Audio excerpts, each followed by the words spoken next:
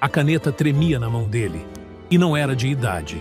Juarez Medina, 61 anos, dono de 1000 cabeças de gado e de um sobrenome respeitado em 3 estados, assinava o segundo divórcio da vida. Na mesma mesa de Jacarandá, onde, anos antes, tinha assinado o primeiro. Lá fora, a poeira de um carro descia pela estrada de terra. E aquela poeira levava metade de tudo que ele tinha construído numa vida inteira. Ele largou a caneta, olhou as próprias mãos. Mãos que já tinham fechado os maiores negócios da região, que já tinham levantado num leilão o lance mais alto sem piscar. E fez a única pergunta que a riqueza nunca soube responder. Por quê? De novo, senta aqui comigo um instante, que essa história não é dessas que se conta com pressa. Eu já vi muito homem rico na minha vida de estrada. Já toquei boiada para fazendeiro que tinha tudo e não tinha nada. E te digo, com o coração na mão, tem gente que aprende a comprar o mundo inteiro e morre sem aprender a única coisa que não tem preço. Então, respira fundo. E essa daqui é das que ficam com a gente. Para você entender o fim, eu preciso te levar para o começo. Lá para trás, quando o Juarez Medina ainda achava que dinheiro resolvia. Juarez não comprava cavalo. Juarez arrematava. Tinha uma diferença. E a diferença era tudo. Comprar é o que o povo simples faz na feira, pechinchando o preço, contando moeda. Arrematar é outra coisa. É chegar no remate, sentar na primeira fila e quando o lote que ele queria entrava na pista, ele dizia uma frase só. Sempre a mesma.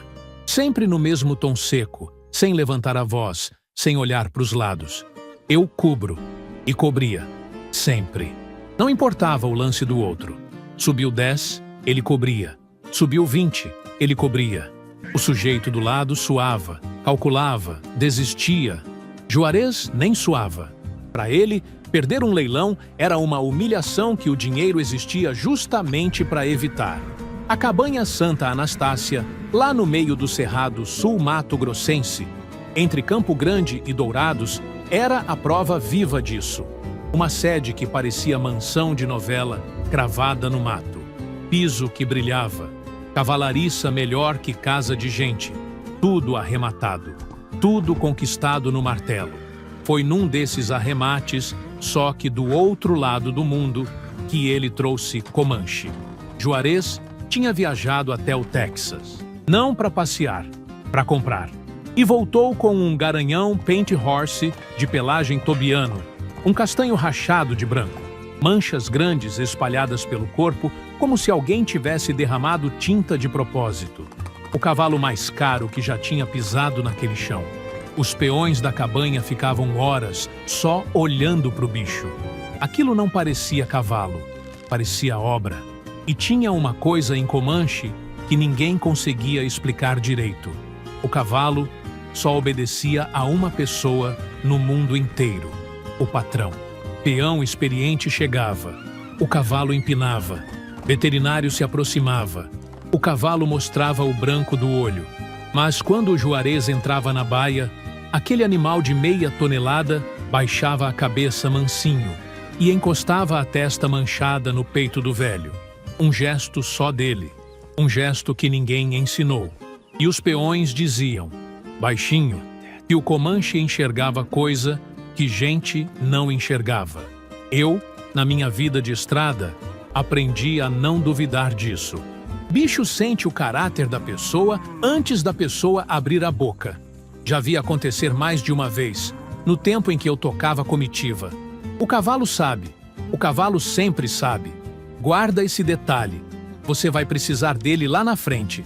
Acontece que o Juarez usava a mesma régua para cavalo e para gente. E aí morava o veneno. Valéria tinha sido secretária dele. Bonita, 30 e poucos anos, cabelo preto e liso, descendo até o meio das costas. Daquelas mulheres que entram numa sala e o assunto para. Só tinha um detalhe. Quando o Juarez decidiu que a queria, ela já era casada com outro homem. Para muita gente, isso seria o fim da história. Para o Juarez, foi só mais um lote na pista. Ele cobriu o lance. Cercou a moça de atenção, de presente, de promessa. Mostrou a vida que o outro nunca ia poder dar. E levou. Levou Valéria do marido como quem leva um troféu para casa. Casou. Deu sobrenome, deu anel, deu joia, deu uma vida que ela nunca tinha sonhado. E achou que tinha vencido mais um leilão. O que o Juarez nunca entendeu, e olha que ele era homem inteligente, é uma lei velha como o mundo. Quem se conquista com lance, se perde com lance maior. O que se compra, alguém sempre pode comprar de volta por mais. Mas isso é coisa que a gente só aprende apanhando. E o Juarez ainda ia apanhar feio. O casamento dos dois nunca começou bem. E 5 anos depois ia mal de morte. Valéria calada nos jantares, mexendo na comida sem fome. Juarez do outro lado da mesa, mais apaixonado pelos cavalos do que por ela, falando de genética, de leilão, de cobertura, sem perceber que a mulher na frente dele tinha virado mais um item da coleção. Bonita de se exibir, triste de se viver, porque ninguém aguenta ser troféu para sempre. Troféu fica na prateleira juntando poeira, e por dentro a poeira vai matando. Foi nesse casamento rachado que o estopim chegou, e chegou montado a cavalo. O nome dele era Nivaldo Ramos. 32 anos, natural de Areado, lá nas Minas Gerais. Chegou na Santa Anastácia com um currículo de fazer inveja. Tinha passado por Aras famoso de Minas, por Aras grande do Paraná. Não foi contratado como peão comum, não. Juarez contratou aquele homem para cuidar exatamente da coleção de cavalos raros dele. Atlético, calado, chapéu de cowboy enterrado na cabeça, barba por fazer. E umas mãos que acalmavam potro arisco só de encostar. Eu já vi gente assim. É um dom. Tem sujeito que nasce com a mão certa para lidar com bicho. E o Nivaldo era um desses. Mas teve uma coisa, logo no primeiro dia, que ninguém deu bola. Ninguém, menos um. Quando o Nivaldo se aproximou da baia do Comanche, devagar, com toda a calma de quem entende de cavalo, o garanhão empinou.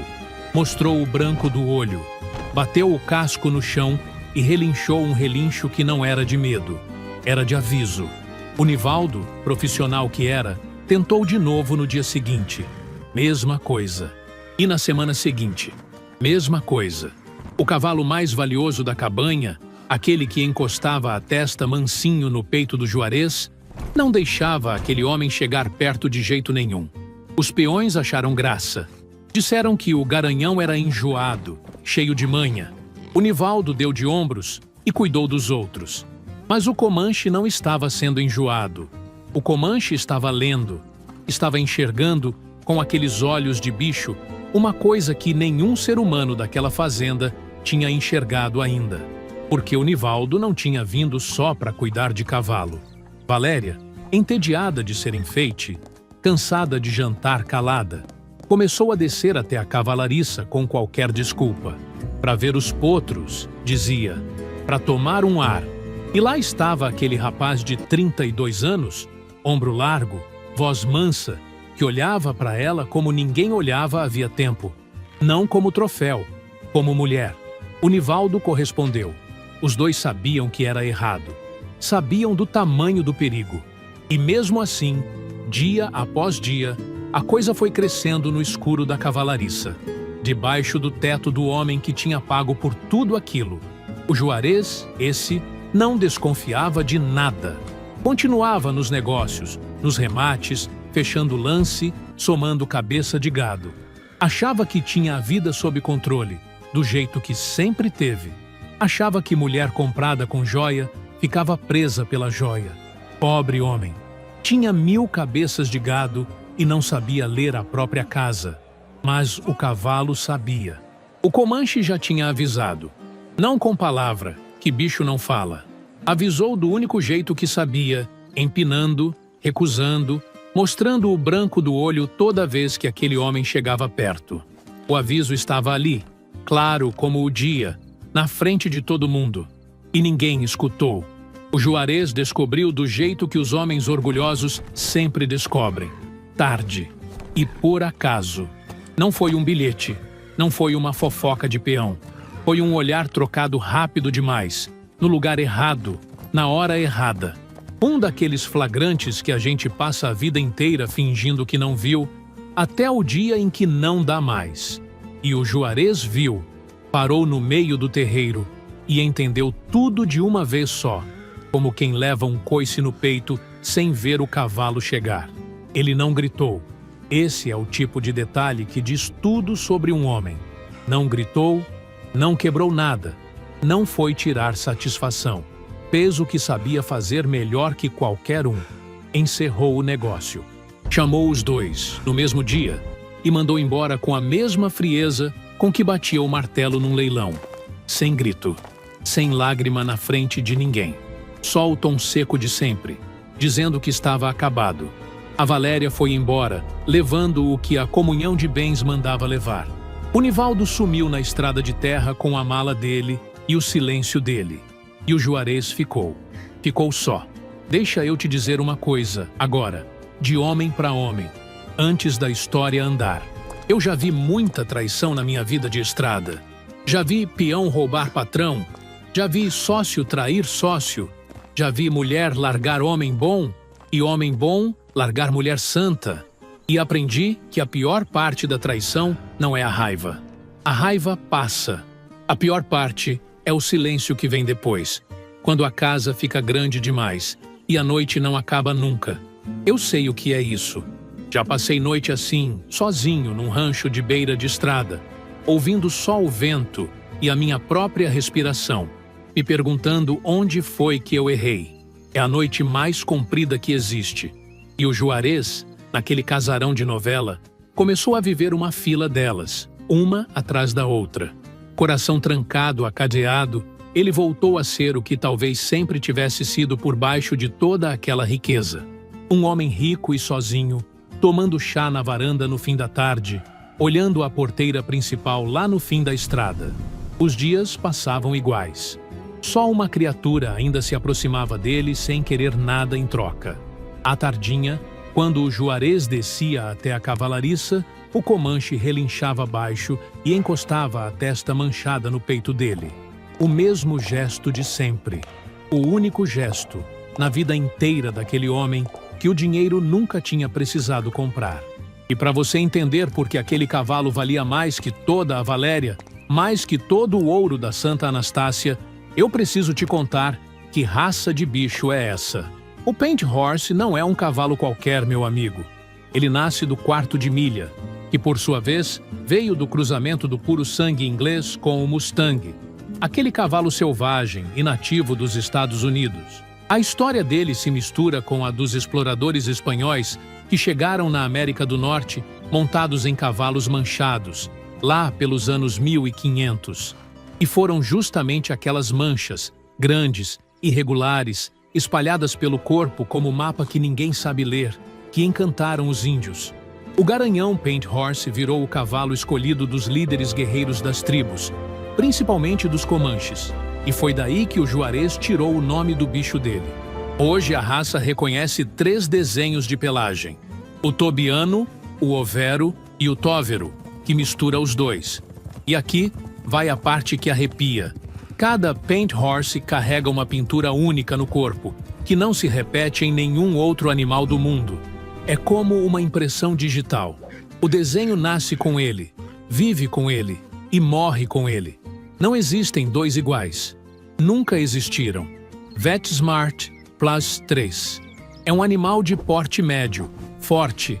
Mede entre 1,50 m e 1,60 m de altura e pesa de 430 a 540 quilos. Meia tonelada de músculo, dócil, inteligente, fácil de domar. No Brasil, estima-se que existam cerca de 8.000 desses animais, e o número não para de crescer. E agora segura essa, que é o que move gente como o Juarez. Segundo a Associação Brasileira dos Criadores do Cavalo Paint, a ABC Paint, uma potra da raça, a Miss Rooster Flyer, foi arrematada num leilão por R$275 mil, batendo o recorde nacional. E isso nem foi o teto. Em Dourados, no Mato Grosso do Sul, bem ali pertinho da Santa Anastácia, Um único remate dessa raça movimentou mais de 2 milhões de reais numa tarde só. 2 milhões? Numa tarde? Tem cavalo dessa raça que vale mais que a casa onde você mora? Blog Rodel West Plus 3. Agora me responde uma coisa, na sua cabeça. Um homem que tem dinheiro para cobrir qualquer lance desses, para trazer do Texas o garanhão mais caro do estado, para comprar a beleza mais rara do mundo equino, esse homem não devia ter resolvido a vida toda no talão de cheque? Pois é, o Juarez achava que sim. E é aí que a história te ensina o que o martelo nunca ensinou para ele. Tem lote que não vai a leilão. Tem coisa que dinheiro nenhum arremata. E o Juarez ainda ia descobrir isso da pior maneira. Da segunda pior maneira. Porque foi naquela porteira a que ele olhava todo fim de tarde que ela entrou. Sofia, 23 anos, recém-formada em veterinária, com um diploma pago a duras penas. Não foi dinheiro de fazendeiro que pagou aquela faculdade, não. Foi anos de suor de Dona Raimunda. A cozinheira da Santa Anastácia havia mais de 20 anos. Mulher de mão calejada que economizou cada centavo para a filha ser gente. E a filha virou gente, virou doutora. A moça vinha só visitar a mãe. Uma mala simples na mão, um vestido de andar em casa, o cabelo preso de qualquer jeito. Nada de joia, nada de salto. Atravessou a porteira a pé, no fim da tarde, sem saber que estava sendo observada lá da varanda. O Juarez parou a xícara no ar. Sentiu uma coisa travar no peito que ele não sentia havia tempo. Olhou aquela moça simples atravessando o terreiro do mesmo jeito que olhava um animal raro entrando no recinto pela primeira vez. Com fome de ter. Não disse nada, não fez nada. Mas naquele instante, sem perceber, o velho leiloeiro já tinha levantado a pá lá dentro do peito. No dia seguinte, ele fez uma coisa que não fazia nunca. Desceu até a cozinha da própria mansão. Dona Raimunda quase deixou a panela cair no chão do susto. O patrão, ali, no meio das trempes e do cheiro de fogão a lenha. Aquilo não tinha acontecido em 20 anos. E lá estava a Sofia, encostada na pia, xícara de café na mão, ainda de vestido caseiro, sem entender o rebuliço da mãe. A velha cozinheira, atrapalhada, gaguejando, ofereceu um café ao patrão. Ele aceitou. E ali, entre o cheiro de pão quente e a fumaça do fogão, os dois foram apresentados. Conversaram. A moça falou dos animais, da faculdade, dos sonhos que tinha. E aconteceu uma coisa que a Santa Anastácia não via fazia meses. O Juarez riu. Riu de verdade, com o canto dos olhos enrugando, daquele jeito que a gente esquece como se faz quando a vida endurece. A Dona Raimunda viu. Foi a primeira a ver. 20 anos lavando a roupa daquele homem, cozinhando para ele, conhecia cada cara que ele fazia. E o coração da velha gelou. Porque ela conheceu aquele sorriso. Não era sorriso de patrão simpático com a filha da empregada. Era outra coisa. E a Dona Raimunda, mãe que era, percebeu o perigo antes de todo mundo. Antes da Sofia, antes do próprio Juarez. Teve um detalhe naquela cozinha que mudou tudo. E ela enxergou na hora. O que a Dona Raimunda viu naquela cozinha foi o futuro inteiro da filha desabando. E ela não pôde fazer nada. O Juarez começou a inventar motivo para cruzar com a moça. Aparecia na cavalariça quando ela estava lá. Pedia opinião sobre um potro que não precisava de opinião nenhuma. E então, fiel à natureza dele, agiu do único jeito que sabia. Ofereceu emprego para Sofia na cabanha. A moça agradeceu, mas explicou, educada, que já tinha proposta de um aras ali mesmo na região. Tinha planos, tinha o caminho dela. O Juarez perguntou quanto o Haras ia pagar. Ela disse o número, sem desconfiar de nada. E ele respondeu, sem piscar, com a frase de uma vida inteira. Só que agora, pela primeira vez, apontada para uma pessoa. Eu pago o dobro. Pronto. Tinha levantado a pá. Era um lance. O mesmo lance que ele dava no Texas por um garanhão, no remate por um lote de gado, agora caía em cima de uma menina de 23 anos, na cozinha da casa dele. A Sofia hesitou. Olhou para a mãe, olhou para a porta e aceitou. Quem é que, com essa idade, recusa o dobro? Começou a trabalhar na Santa Anastácia. E o que era para ser só trabalho foi virando outra coisa, devagar, do jeito que essas coisas sempre viram. Pouco depois, o Juarez se declarou. A Sofia resistiu, e resistiu com o argumento certo. O senhor é patrão da minha mãe. Tinha mais de 30 anos de diferença entre os dois. Era o mundo dele e o mundo dela separados por uma vida inteira. E a dona Raimunda, lúcida, assustada, foi contra com todas as forças que uma mãe tem.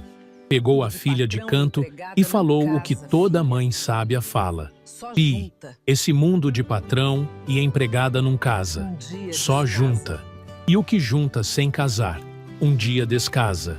Sabedoria de quem viveu, sabedoria de cozinha, dessas que valem mais que diploma.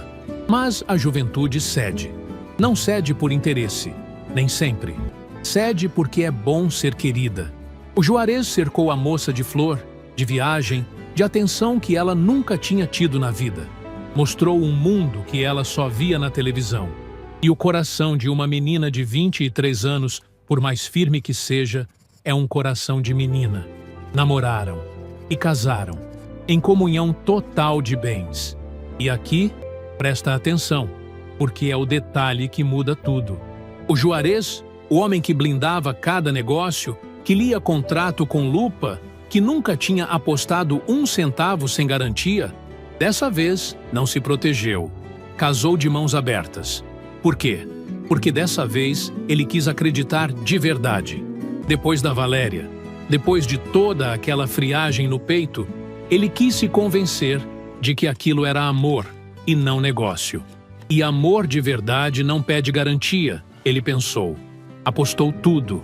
Deu o lance final, certo de que dessa vez ia levar o lote para casa para sempre. Na minha humilde opinião, foi aí que o homem mais errou e mais acertou ao mesmo tempo. Errou na conta, acertou no coração, porque pela primeira vez na vida, ele amou sem fazer cálculo. Pena que amar sem cálculo, com a pessoa errada, custa caro. E ia custar. Por 2 anos, pareceu que enfim tinha dado certo. E teve uma coisa, nesses 2 anos, que ninguém esperava. A Sofia era veterinária de verdade. Tinha mão, tinha alma para lidar com bicho. E aos poucos, devagarinho, o Comanche deixou ela se aproximar. O cavalo que tinha empinado para o Nivaldo, que mostrava o branco do olho para qualquer estranho, um dia baixou a cabeça e deixou a Sofia encostar. Não foi rápido, levou meses, mas aconteceu. E o Juarez, vendo aquilo, teve a certeza que faltava. Se o Comanche aceitou, é porque ela presta. O cavalo nunca tinha errado. Só que o cavalo não tinha errado dessa vez também. Ele só tinha lido uma coisa mais funda. O Comanche sentiu que a Sofia era boa de verdade. Mas ser boa não é a mesma coisa que estar inteira. E a Sofia, por baixo da competência, estava se perdendo. Porque para ser a senhora Medina, a jovem veterinária tinha arquivado a própria carreira, os próprios sonhos, a própria idade.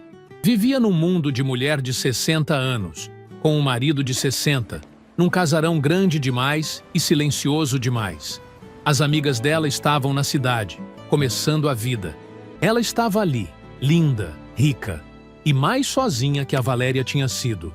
A rachadura era invisível, mas estava lá. E rachadura que ninguém trata, vira fenda. A fenda se abriu quando a Sofia foi a Campo Grande fazer pós-graduação. De volta ao mundo dela. Jaleco, laboratório, colega da idade dela, conversa de gente jovem. O futuro que ela tinha largado na porteira da Santa Anastácia. E foi ali que ela conheceu o Fabiano. 28 anos, veterinário. A vida exata que ela poderia ter tido se não tivesse aceitado o dobro. O Fabiano era tudo que o Juarez não conseguia ser, por mais dinheiro que tivesse. Era jovem, era o tempo dela. E tempo, meu amigo, é o único lote que nenhum homem rico consegue cobrir no leilão. Você pode comprar cavalo do Texas, terra, gado, joia, Tempo? Não. Tempo não tem martelo que arremate. A Sofia achou que ia ser coisa rápida. Não saiu da cabeça. O Fabiano mandava mensagem sem parar. E ela olhava para o celular. E olhava para o marido dormindo. E ali, naquele segundo, sem que ninguém dissesse uma palavra, o casamento já tinha acabado. Só faltava alguém ter coragem. E o pior dos espelhos se acendeu na cara dela. Porque a Sofia, sem perceber, estava fazendo com o Juarez exatamente o que a Valéria tinha feito anos antes. A mesma cavalariça do destino, o mesmo enredo, só com gente nova. E o Juarez, do outro lado, sentia exatamente o que já tinha sentido uma vez. Conhecia o silêncio dela nos jantares, conhecia as desculpas, os congressos que se multiplicavam, as voltas tarde da noite. Conhecia tudo aquilo de cor e fez, de novo, a única coisa que o orgulho dele permitia. Fez vista grossa. Agarrou-se à esposa troféu, porque encarar a verdade era admitir, depois de uma vida inteira, que dinheiro nenhum tinha comprado a coisa que ele mais queria no mundo. Mas dessa vez teve uma diferença. Uma só. E foi a que mais doeu. Da primeira vez, foi o Juarez quem expulsou. Mandou a Valéria embora com a frieza de um leiloeiro. Da segunda vez, não. Da segunda vez, não foi ele quem mandou embora. Foi ela quem pediu. A Sofia chegou numa tarde, sentou na frente dele e pediu o divórcio. O homem que cobria todos os lances ficou sem ter o que dizer. Não tinha lance que cobrisse aquilo. Pela comunhão total que ele mesmo tinha feito questão de assinar, acreditando em amor, a Sofia saiu com metade de tudo, metade da Santa Anastácia, e foi viver com o Fabiano, no mundo dela, na idade dela, no futuro que tinha sido dela o tempo todo. E assim, a gente volta pro começo, pra varanda, pra caneta que tremia na mão dele, pra poeira do carro descendo a estrada, levando metade de uma vida inteira de trabalho. Você lembra que eu te falei, lá no comecinho, que a história ia terminar onde começou? Pois é, terminou. O homem rico, sozinho de novo, assinando o segundo divórcio na mesma mesa de Jacarandá, perguntando, de novo, por quê? Quando a poeira assentou, o Juarez fez uma coisa que não fazia havia muito tempo. Levantou da cadeira, atravessou o terreiro no fim da tarde, devagar, com o peso de todos aqueles anos nas costas, e foi até a baia do Comanche. O cavalo relinchou baixo ao senti-lo chegar, e encostou a testa manchada no peito do velho. O mesmo gesto de sempre. O gesto que ninguém ensinou, que nenhum martelo arrematou, que nenhuma comunhão de bens jamais pôde tirar dele.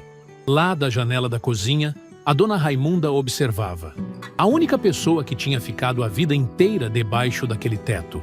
A única que avisou e não foi ouvida. E nem ela, com toda a sabedoria dela, soube dizer quem dos dois estava segurando o outro. Se o homem segurava o cavalo ou se o cavalo segurava o homem. E é aqui, meu amigo, que esse velho tropeiro precisa te dizer o que aprendeu na estrada. Nessas condições, eu já vi muito homem rico quebrar. E o que quebra eles nunca é a falência do banco. É a descoberta, lá no fim, de que tem coisa que não se compra. O Juarez foi o melhor de toda a região na arte de cobrir lance. Arrematou cavalo, terra, gado, mulher, e morreu sabendo de uma única coisa que o martelo nunca lhe ensinou. A lealdade não estava à venda em leilão nenhum, e o único que a deu de graça para ele tinha 4 patas e uma pintura que não se repetia no mundo inteiro.